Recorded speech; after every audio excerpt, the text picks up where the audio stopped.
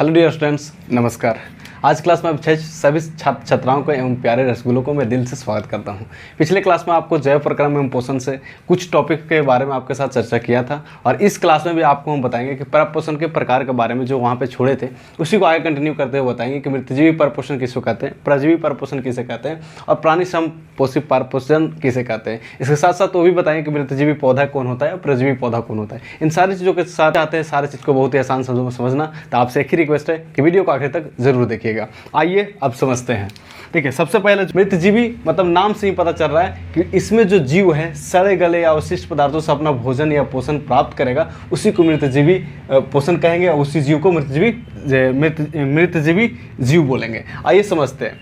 ठीक है, मृतजीवी परपोषण वैसे जीव जो अपना भोजन सड़े गले यानी कि सड़े गले जो बहुत दिनों तक कुछ सामान को रख देते हैं तो पानी उनी लेकर पूरा सड़ गल जाता है, खराब हो जाता है, उसको बोलते हैं सड़े गले। या अवशिष्ट पदार्थ, अवशिष्ट मतलब बेकार पदार्थ जिसको हम यूज नहीं कर सकते, एकदम बेकार हो गया, उसको बोलते हैं अवशिष्ट पदार्थ से प्राप्त करता है, तो उस वैसे जीव को मृतजीवी कहते हैं। उस जीव को बोलते हैं मृतजीवी जीव कहते हैं। ठीक है, लेकिन उससे जो भोज्य प्राप्त कर रहा है तो फिर उसको एक ऊर्जा मिलेगा और उसी को तो हम पोषण कहते हैं। ठीक है, तो पर पोषण बताया था कि वैसा जीव जो अपना भोजन स्वयं न बनाकर किसी दूसरे पर आश्रित रहता है, उस पोषण को हम बोलते हैं प्रपोषण। ठीक है, और उस जीव को प्रपोषी कहते हैं। तो यहाँ भी देखिए मृतजीवी पोषण में क्या कर रहा है कि अपना भोजन स्वयं नहीं बना रहा है, बाकी सड़े गले और अवशिष्ट पदार्थ से भोजन को प्राप्त कर रहा है, तो उस पोषण को मृतजीवी पोषण कहते हैं। और उस जीव को, जो जीव सड़े गले पदार्थों से अपना भोजन प्राप्त कर रहा है, उस जीव को मृतजीवी जीव कहते हैं।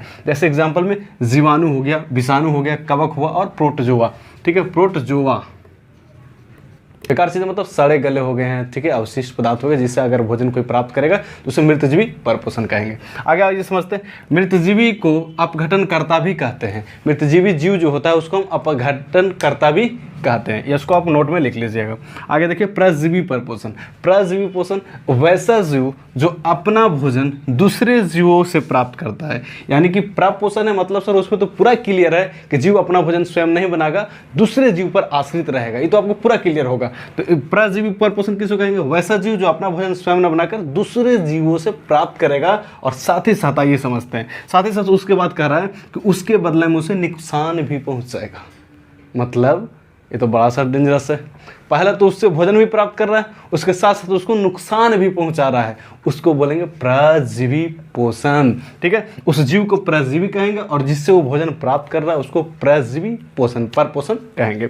जैसे देखिए अमरबेल, आप देखोगे कि अमरबेल का जो पौधा होता है उस जिस पौधे पर उगता है उस पौधों को सुखा देता है, नष्ट से खत्म कर देता है, मतलब उससे भोजन प्राप्त कर रहा है, साथ ही साथ उसको नुकसान भी पहुंचा रहा है। ठीक है, तो वैसे जीव जो अपना भोजन स्वयं नहीं बनाएगा और दूसरे जीवों से भोजन प्राप्त करेगा, साथ ही साथ उसको नुकसान भी पहुंचाएगा, तो उसी को बोलते हैं परजीवी जीव और उस पोषण को कहते हैं परजीवी परपोषण। जैसे अमरबेल हो गया, गोलकृमि हो गया, प्लाज्मोडियम हो गया, फीता हो गया, ये सब अपना भोजन स्वयं न बनाकर दूसरे से प्राप्त करते हैं और साथ साथ उसको क्या करते हैं कि क्षति भी पहुंचाते हैं, नुकसान भी पहुंचाते हैं।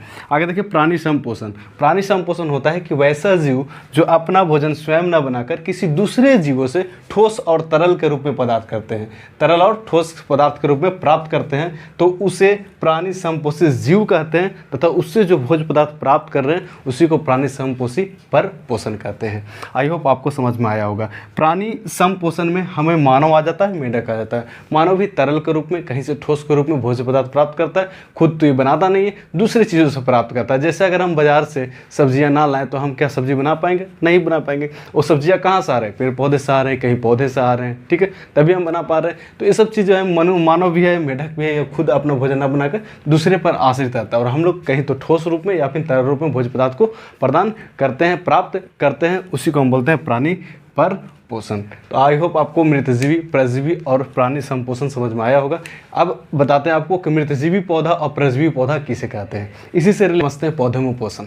अमूमन पौधे में पोषण जो होता है, ग्रहण करने की क्रिया जो होता है प्रकाश संश्लेषण द्वारा होता है। अधिकांश पौधे जो होता है उसमें पोषण जो प्राप्त करते हैं प्रकाश संश्लेषण क्रिया के द्वारा होता है। प्रकाश संश्लेषण क्रिया क्या होता है इसके बारे में इसके बाद नेक्स्ट क्लास में हम आपको बहुत विस्तार से बताएंगे। अभी शॉर्ट में समझिए कि प्रकाश संश्लेषण क्रिया वैसे होता है जिसमें पेड़ पौधे सूर्य की उपस्थिति स्थिति में अपना भोजन स्वयं बना लेते हैं, उसे प्रकाश संश्लेषण कहते हैं। तो अधिकांश पौधे ऐसे होते हैं जो प्रकाश संश्लेषण क्रिया के द्वारा अपना भोजन प्राप्त कर लेते हैं, अपना पोषण ग्रहण कर लेते हैं। लेकिन कुछ ऐसे पौधे होते हैं जो प्रकाश संश्लेषण क्रिया द्वारा अपना भोजन ग्रहण नहीं कर पाते हैं, तो उस पौधे को ही मृतजीवी या परजीवी पौधा कहते हैं। ठीक है, वैसा पौधा जो अपना भोजन प्रकाश संश्लेषण क्रिया के द्वारा स्वयं नहीं बनाता है, बल्कि सड़े गले एवं बेकार पदार्थ, यानी बेकार पदार्थ मतलब अवशिष्ट पदार्थ जिसको कहते हैं, उससे अपना भोजन प्राप्त करता है, तो उस पौधों को मृतजीवी पौधा कहते हैं। जैसे मशरूम, आप मशरूम देखे होंगे, वो कैसे होता है, गोबर छत्ता की तरह होता है। वो जो होता है ना कि गंदगी में फैलता है,